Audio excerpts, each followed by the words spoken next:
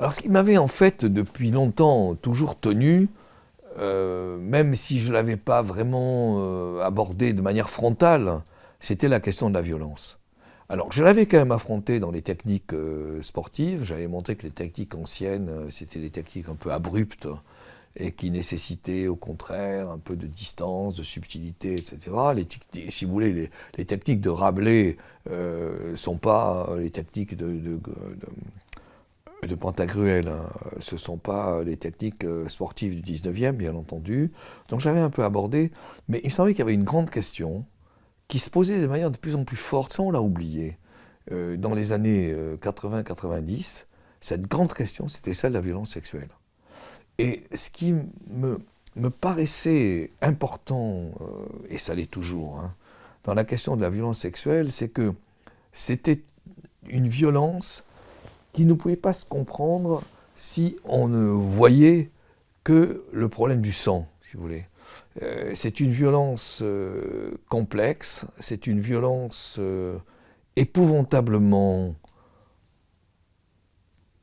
inquiétante et douloureuse, épouvantablement douloureuse, parce que elle peut être une violence que je qualifierais de morale, on y reviendra, c'est un grand problème la violence morale, et elle atteint l'individu pas seulement sur le mode de la blessure, elle atteint sur quelque chose qui le traverse complètement et qui, au fond, le brise, si vous voulez, brise sa personne, son identité. C'était ça que je trouve important.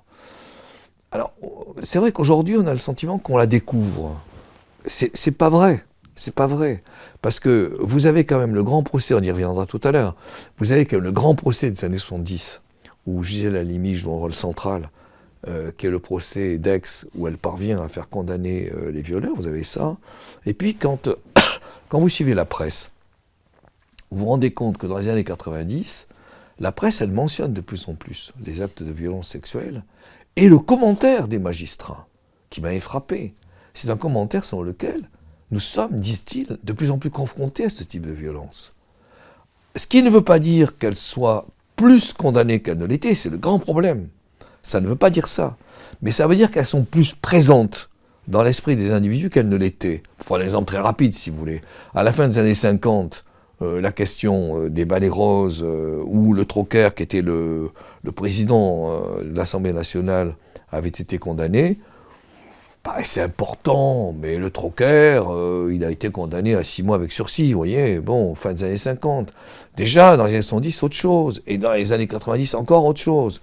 Donc, au fond, c'est une violence qui commence, pour dire les vite et mal, à gagner en visibilité, même si elle n'a pas forcément gagné en termes de condamnation. Ça, c'est un grand problème que je vais essayer d'aborder tout à l'heure, parce que je crois qu'on ne comprend pas le problème de la violence sexuelle si on ne comprend pas que, d'une part, les dispositifs juridiques se sont considérablement approfondis, sophistiqués, améliorés avec le temps, sans qu'il y ait un résultat immédiatement visible sur les modes de condamnation et sur les modes de plainte. Voilà. Alors, je pense que, oui, le travail sur le sport m'avait aidé, vous voyez, parce que moi je lisais, toujours chez Elias, ces phrases de grands barons médiévaux qui disent quel plaisir le combat, quel plaisir le fait de s'affronter à l'autre, de voir le sang couler. Il serait impensable de tenir ce type de propos aujourd'hui, même si aujourd'hui on est quand même confronté à des choses absolument atroces. N'oublions pas que nous sommes en 2022 et que l'Ukraine vit une situation qui est absolument épouvantable, que nous ne pouvons pas suffisamment condamner avec assez de force, si vous voulez. Donc la violence ne disparaît pas. Mais la manière de montrer le plaisir de la violence, elle, oui, cette manière-là, elle a changé. Alors qu'est-ce que j'ai essayé de faire concernant l'histoire, ce que j'ai appelé l'histoire du viol. J'ai travaillé ça sur l'ensemble des années 90, et je rends hommage quand même au directeur de l'univers historique, je le dis souvent d'ailleurs en public, au directeur de l'univers historique qui à l'époque dirigeait les collections d'histoire, qui est Michel Vinocq. Je rends hommage à Michel Vinocq parce que quand je suis venu en disant voilà, il faudrait travailler là-dessus, il me dit Georges, évidemment, il faut absolument travailler là-dessus. Et donc le projet a pu prospérer grâce à ce type d'accord et à ce type je dirais, de sympathie, d'empathie à l'égard du projet. Alors, qu'est-ce que j'ai essayé de montrer, moi ? J'ai essayé de montrer que dans les époques anciennes, apparemment, quand vous lisez les textes, apparemment, cette violence est fabuleusement condamnée. Parce que c'est aller contre l'ordre divin, c'est écraser moralement les gens, c'est leur apprendre des situations de luxure qui sont extrêmement graves, etc. Bon, très bien, les textes disent ça. Et donc ils disent que les textes, vraiment, les textes de droit, ils vous disent que si vous agressez une personne comme ça, c'est passible de la pendaison, et si vous agressez un enfant, c'est pire encore, et c'est passible du supplice de la roue, qui est un supplice épouvantable, etc. Très bien. Mais quand vous lisez, c'est ça qui est important. Vous voyez le problème des textes. Il ne faut pas se contenter d'une catégorie de textes, il faut aller à d'autres. Donc quand vous ne lisez plus seulement les textes de matière criminelle, ou les textes des coutumes, bon, parce que le droit ancien est compliqué, il n'y a pas comme aujourd'hui un code pénal, si vous voulez. Il y a des coutumes, des auteurs qui parlent de matière criminelle, etc. Et puis, quand vous passez de ces textes-là à la jurisprudence, vous voyez qu'il y a relativement peu de condamnations. Et quand vous allez aux archives pour voir la façon dont les crimes eux-mêmes sont condamnés, quelles sont les quantités de crimes prises en compte, etc., vous voyez que les crimes de viol sont extrêmement peu apparents dans les archives anciennes.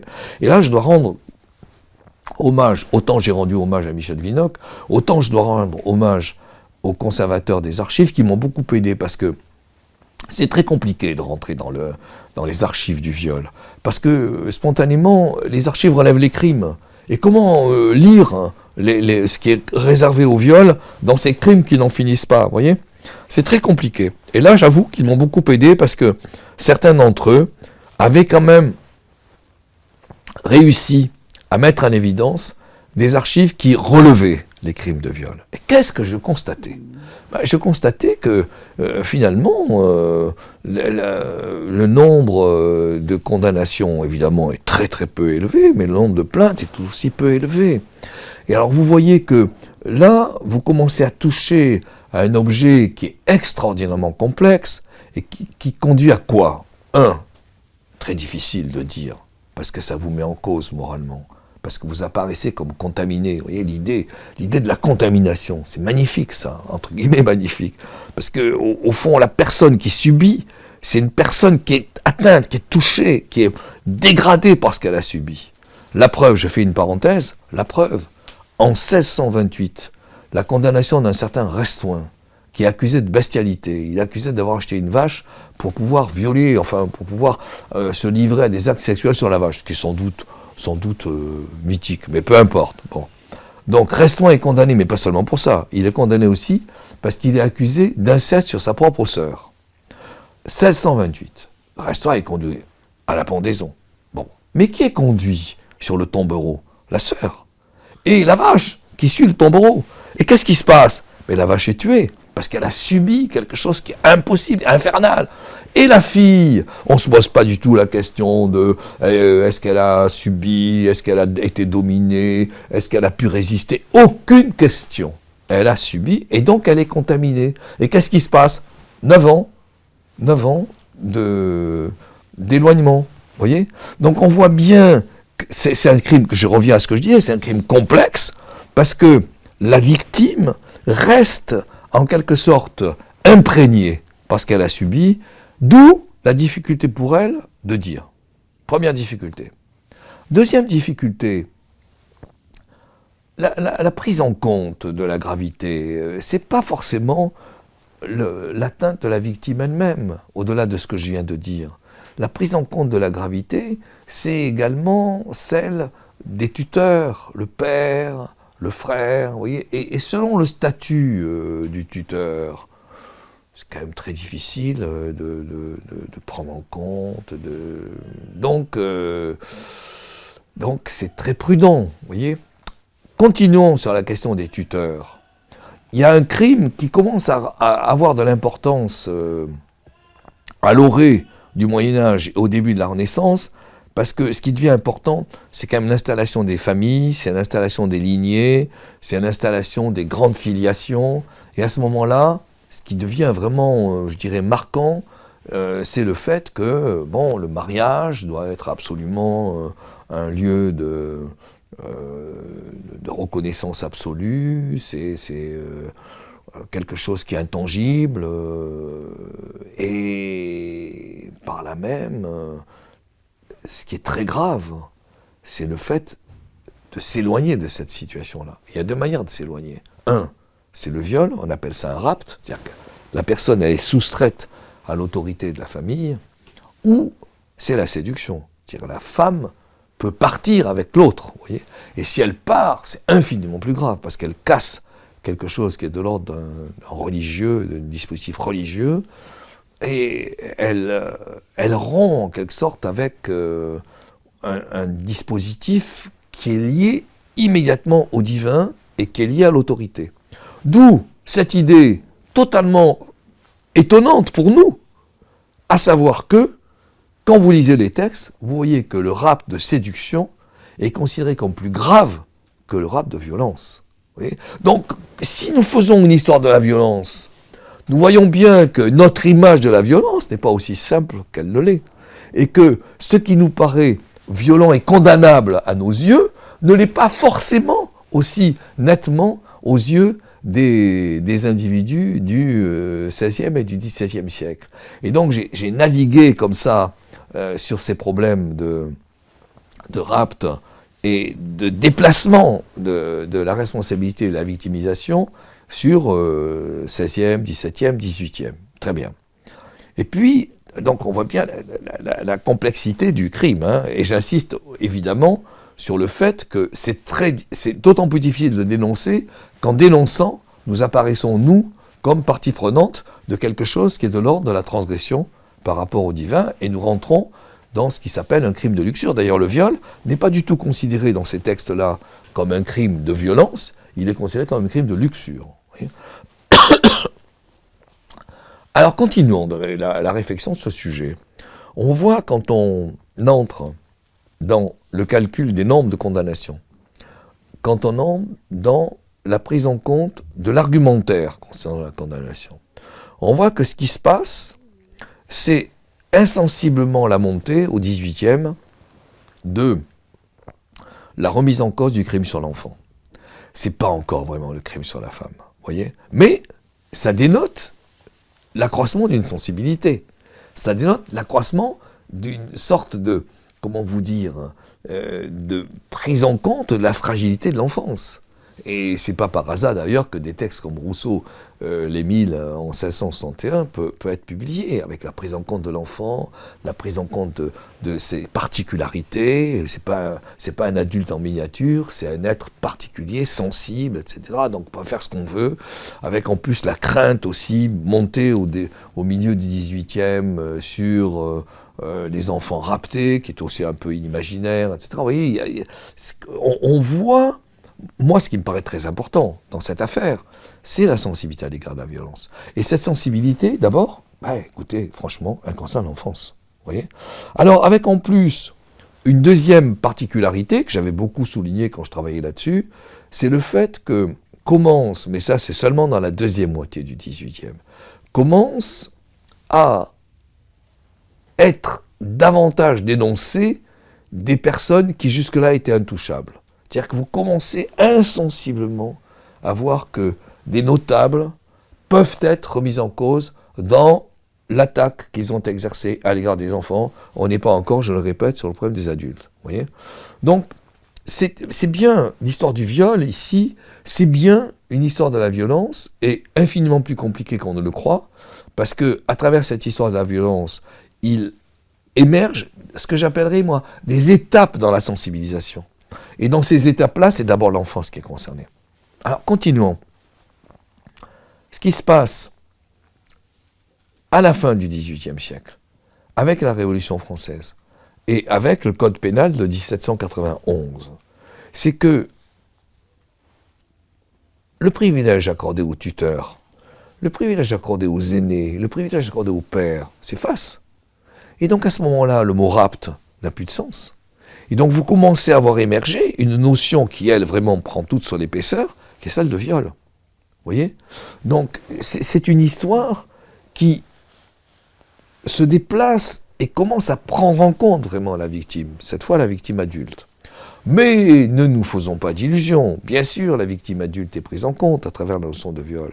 Mais le prestige des pères, le prestige en quelque sorte des agresseurs n'est pas encore véritablement basculé. Et donc on a, malgré ce déplacement sur la terminologie qui est terriblement évocateur, on continue d'avoir une image assez traditionnelle, si vous voulez. Et donc le schéma de la façon dont le viol reste un crime relativement minoré, ce schéma-là, malgré les progrès, ne disparaît pas au début du 19e. En revanche, et ça il faut l'expliquer, et il faut en même temps expliquer ses limites. En revanche, le travail qui est fait par les juristes au 19e, il est pluriel. Il est d'abord un accroissement de la prise en compte de l'enfant.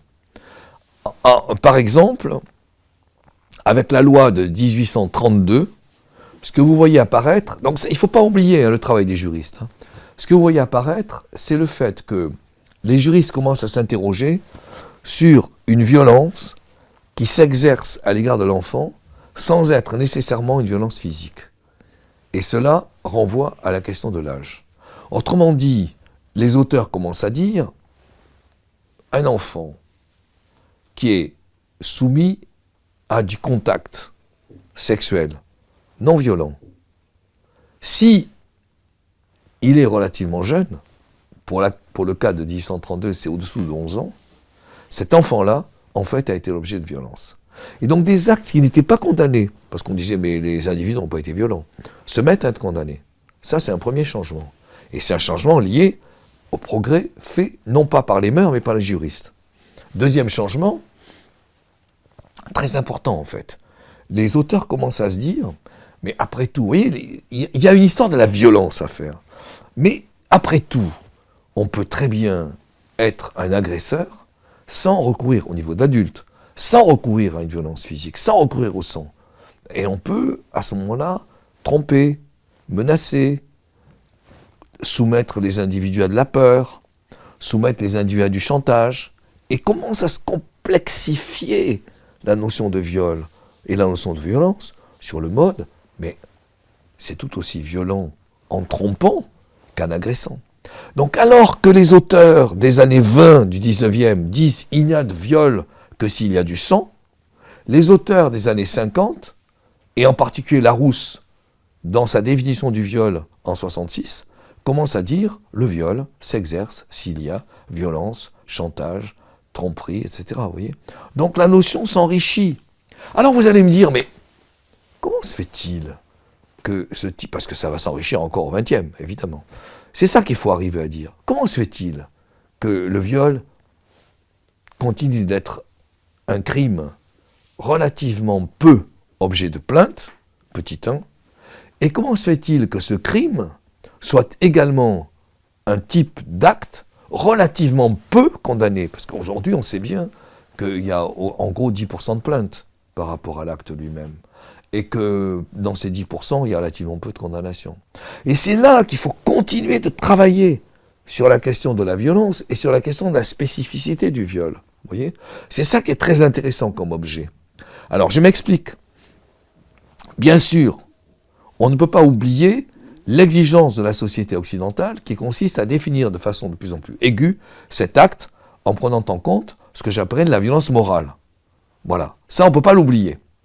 Mais en même temps, ce qu'on ne peut pas oublier non plus, c'est la particularité extrêmement complexe de ce type de viol, de ce type de violence, qui qui continue de faire exister de la culpabilité chez la victime, continue de faire exister quelque chose qui consiste à craindre de rendre public ce qui s'est passé, et qui fait que la condamnation est difficile. Mais la condamnation est difficile pour une autre raison, c'est que quant à la manière de définir très précisément le crime, c'est également très compliqué.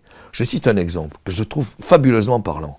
Il y a une pièce qui a tourné au Lucernaire dans les années 2000 et qui s'est appelée Tabou. Je la cite toujours, cette pièce, parce qu'elle est totalement explicite à la limite, qui met en scène 8 actrices, ce sont des femmes, 8 actrices. Et ces actrices changent de rôle. Dans un premier cas, elles sont victimes, et dans un autre cas, la même est procureur. Et ce qui est extraordinairement, mais extraordinairement intéressant, c'est que lorsqu'elles sont victimes, elles ont du mal à expliquer ce qui s'est exactement passé. Oui, il a fait ce geste, oui, bon, j'étais pas très sûr, etc. Et lorsqu'elles sont commissaires de police, elles sont imparables. Mais pourquoi vous avez accepté qu'il entre? Mais pourquoi vous vous êtes assise? Mais pourquoi vous lui avez offert à boire? Mais pourquoi ce geste? Vous voyez? Et on voit très bien les questions asymétriques fondamentales qui existent dans ce type de crime et la difficulté d'arriver à faire en sorte qu'aujourd'hui, il soit à la hauteur de la prise de conscience qui évidemment a lieu. Et la prise de conscience est majeure. MeToo est incomparable. Mais MeToo n'est pas la fin. Ce n'est absolument pas la fin. La fin, c'est d'arriver à faire en sorte que les hommes soient plus conscients de tout ce qui peut arriver, d'où l'histoire de la virilité, soient plus conscients de tout ce qui peut, de ce qui peuvent être porteurs, si vous voulez. Deuxièmement, faire en sorte que ces hommes ils soient autrement éduqués. Troisièmement, faire en sorte que la police elle-même, qui écoute les plaintes, soit à mesure, soit à même de mieux comprendre. Quatrièmement, d'éduquer aussi les femmes pour qu'elles s'expriment de façon de plus en plus précise. Donc c'est un sujet absolument gigantesque comme question et qui met en jeu notre propre société dans ses soubassements inconscients, dans sa gestualité, dans ses asymétries hommes-femmes, etc. Donc je ne regrette pas du tout d'avoir écrit cette histoire du viol. Je considère que ça fait partie de mes livres importants, si vous voulez. Et je pense que ce que j'aurais dû faire, mais on ne peut pas tout faire, c'est essayer de travailler sur ce qui s'est passé entre 1998 et aujourd'hui.